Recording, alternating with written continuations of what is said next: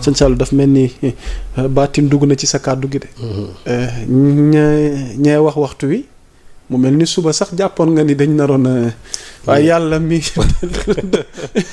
voilà donc affaire ça couper l'herbe sous leurs pieds et je crois que bon c'est une conférence de presse. léegi de sëñ Saliou ba duñ la leen sëñ Saliou léegi moom. mais mooy la wax. waxam jalu muus la.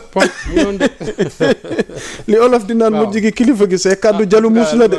tombé waral ay gaf comme on dit. waaw alors pour terminer rek. ak l'affaire Lat Diop Farba ñooñu ñëpp nekk ci loxol justice ak mbir yi ni muy tëddee nii yaa ngi doon leeral lu am solo ma bàyyi la nga terminer foofu. waaw di wax rek ne affaire dossier Lat Diop bi. c'est un problème qui concerne la LONASE. parce que nee nga ñu bëri jàpp nañ ni ki ka dénoncé. waxtu wi warut a libre Lat di croupir en prison nga ne Mouhamed Dieng. nekkul moo dénoncé Mouhamed Dieng ne l'a jamais dénoncé. qu'est-ce qui s'est passé. Mouhamed Dieng ci boppam. il est cité à titre de témoin parce que ça concerne benn structure boo xam ne daf ko dirigé woon muy 1xBet. waaw léegi nag le problème qui se pose mooy lan la Lat Diop seqaloon ak waa 1xBet c'est-à-dire que loolu la ñu war loolu la le parquet financier ñoom loolu mooy gëstu. wax nga lu ñu bëri bàyyil xel de. waaw. parce que ñun ci Mohamed lañ def focus. non Mohamed xool mooy lu ma rek Mohamed dañ ko bëgg a delloo l'arbre qui cache la forêt. gis nga Mohamed nañ ko seppi gis nga justice bi yow tu penses réellement justice bi bu ñu xamoon l'implication de Mohamed Dieng dina jógee fa mu nekk je crois Dubaï di ñëw fii jàkkaarloo ak juge ba pare di delluwaat noonu librement comme ça. vous pensez réellement. il faut qu'on nit ñi nañ bàyyi li ñuy def léegi nag xam nga aussi. mooy li ma wax rek gis nga ku ci nekk. am nga say journaliste am nga say chroniqueur. am nga say nit ñooy jox say xibaar. wante lii ma leen di wax nii. waaw te dara du ko dindi mën na leen. Mohamed est cité à titre de témoin dans cette histoire. que dénoncer Lat Diop xam nañu ko. moyens ya nga xamante ne moom lañ dénoncer Lat Diop ba xam ba mu am cette culpabilité en tout cas cette présomption de culpabilité. ba ñu yoon teg loxo xam nañ ko. moi je n'ai rien contre Lat Diop xaw ma ko xamaanuma ko mais Lat Diop a géré des deniers publics. boo gérer ay deniers publics bu fekkee dafa am loo xam daf la ci fekk. dañ ko war a leeralal. loolu mooy dëgg. dañ ko war a non c'est-à-dire dañ ko war a clarifier léegi nag mbir mi nee naa leen soriwul. on a qu'à regarder quelle est la relation qui lie 1xBet Lat Diop ak la LONASE. le problème c'est là c'est tout. gis nga bu ñu ko gëstoo. lépp day leer te gis nga nag juge yi. juge ils ont les éléments de. juge yi ils ont les éléments de. comme que nag c'est un dossier boo xam ne dafa nekk actuellement ne ci loxo juge yi. yor-yor mënu cee wax. mënu cee bind. yor-yor mënu cee bind. même su fekkee am ñeneen ñuy bind. yor-yor mënu cee bind. wante nag ci réew mi lañ dëkk fi la ñuy yeewoo te xam nañ li fi xew. mais nañu bàyyi. dans ces dossiers yoo xam ne où il y a plusieurs milliards. xam man dama déggoon fii sax ay jamono ñu déggoon fi naan ay 8 milliards. man Serigne Saliou je conteste ce chiffre. bu fekkee ne 8 milliards la ñu wax ne moo lañ ko jàppee moi je conteste ce chiffre de 8 milliards. contesté naa ko pour dire que le chiffre excède de loin 8 milliards. waaw lii maa ko wax. te muy lu leer nag. mais il faut qu'on cesse la manipulation et la désinformation dans cette histoire. on peut être ami de Lat Diop on peut ne pas être son ami man mii di ci wax. je suis pas son ami je suis pas son ennemi. mais du ma ci wax lu ma leerut nag. c'est quelqu'un boo xam ne il ne me gêne en rien xaw ma ko xawaanuma ko mais nag.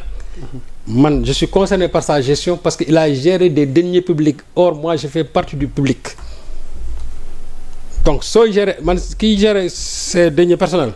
boo jamoon teg ko ci kii taal ko mu nekk ba sama yoon ci. ok mais quand c'est un seul franc un seul copec. de l'argent public. ki ma concerne mu war na nit ki jàpp nañ ne fi mu ko waroon jaarale ko fa. dinaa ci wax ba keroog yoon taxaw leeral ko daal ne dëgg la wala du dëgg. mais phase bi ñu nekk. il faut que les gens cessent la désinformation. il faut que les gens cessent l'intoxication. ok. te ku nekk di ci wax la nga jàpp ne lii mooy dëgg mais ma leerlaat ne. Mohamed Dieng boobu ñu ko bëgg a taafantoo. il faut que les gens aillent au-delà. ok Serigne Saliou on essaye d'avancer mu mel ni tamit ci même ordre d'idée bi par rapport à actualité concernant les hommes d'affaires mu mel ni ki ñuy wax Aziz Ndiaye ak frère am dañoo cautionné 3 villas situées à Ngaparou par rapport à l'affaire du bateau d'engrais détourné donc ñu bëgg am sa njàngat par rapport à cette affaire bi concerne Aziz gis nga yaa Moussa il faut ma ñaan ko auditeurs yi gis nga cette histoire d'engrais là waaw internautes yi may leen ma bëgg ma ci wax tey may leen ma ba émission yi di ñëw parce que ça dépasse ces deux là du ñoom ñaar kese non du tout kon du Aziz Ndiaye rek ak frère am moo tax ma ne bëgg dama ci bëgg a ñëw xam man y a un travail boo xam ne nii boobu léegi maa ngi juste sur le dossier allez mosal ñu la ñu ci mosal après li ci def ñu bàyyi ba prochainement waaw internautes yi ñaan naa leen ko rek dossier bi may leen ma ci ba peut-être mercredi bi di ñëw pour te dire que non ce sont pas ces deux là du ñuy rek non c'est un problème très complexe mais en tout cas ñoom ñaar moom cautionné nañ waaw ngir ñu mën a mucc waaw par rapport ak xibaar googu waaw mais c'est donte dinañ ñëw ci mais c'est que aussi le reste du groupe kon c'est une chaîne oui bien sûr tu sais que ce sont pas seulement ces deux là le reste du groupe moo tax ma ne nañ ma may rek nañ ma may ba ma dellusiwaat ci peut-être ça fera l'objet même d'une une de Yoor oui kon mbir mi weesu na liñ ko foog ni bien sûr moo tax man boo gisee affaire Aziz Ndiaye ba léegi nit ñaa ngi ci wax mais man comme que dama am déjà loo xam naa ko ci te doon ci liggéey affaire bi ñu génn ko mais dama ne je continue mon travail je ne serai pas dans la précipitation xam nga des fois nit ñi da naan ay scoop ak yooyu non moi je préfère xool dem ci sano comme on dit piano ou sano comme on dit ba keroog ma ci am lépp li nga xam ne bëgg naa ko ci wax. ok moo tax internautes yi sa yaa Moussa loolu ñaan naa leen ko ba édition yi di ñëw. amul problème léegi soxna tuuti boo jekkee rek ñu ñëw ci une yoor yi ndax saa su ne journal boobu di yoor bëri na liggéey am solo te mu soxal tolluwaay réew mi ci ay dossiers dañ ko ciy faral di def sëñ Saliou dañ koy dooree ak loo xamante ni bind nga ci parce que ñu bëri bëgg nañ comprendre lan moo ne ci biir par rapport à cette levée d'interdiction concernant Mansour Faye mu mel ni par rapport à la levée d'interdiction de sortie du territoire état bi dafa décider barrer la route à Mansour Faye par un recours en rétractation. Alors comment comprendre le cas Mansour Faye. xam nga dans cette histoire là. waaw lu xew réellement. dans cette histoire parce que Mansour nag fi mu ne nii nag nee na am na ndam ci kaw justice bi. mais moo ñëw moo tax ma ne c'est là où il y a eu des mensonges. ah bon. ah oui. Mansour n'a pas gagné une manche. Les avocats de Mansour ont menti dans cette histoire. nga ne ma. parce que quand les gens ils sont sortis gënawuñu ordonnance bi ils ont dit que ñoom finalement le juge la leen jox dëgg man quand j'ai saisi certains ñi nga xam ne ils sont au sein de l'État. c'est qu'ils m'ont dit que si le juge fekkente ñoom Mansour parce que ñu dañu jàpp ne ay avocats bu ñu ngeen wax leen ñoom ils vont donner foi à ça. même s'ils n'avaient pas l'ordonnance sous leurs yeux. que ne bu ñu ko defee ils vont introduire une ordonnance en rétractation c'est-à-dire que pour barrer la route c'est-à-dire que contester loolu. mais quand l'ordonnance est sortie ils ont vu que ordonnance bi li mu wax. ordonnance bi danee ministre de l'intérieur déggul pas li mu wax ministre de l'intérieur. danee Mansour mii. waaw bu ngeen ko bëggee tere mu génn réew mi dafa leen ko benn notification administrative ne ko bul génn réew mi.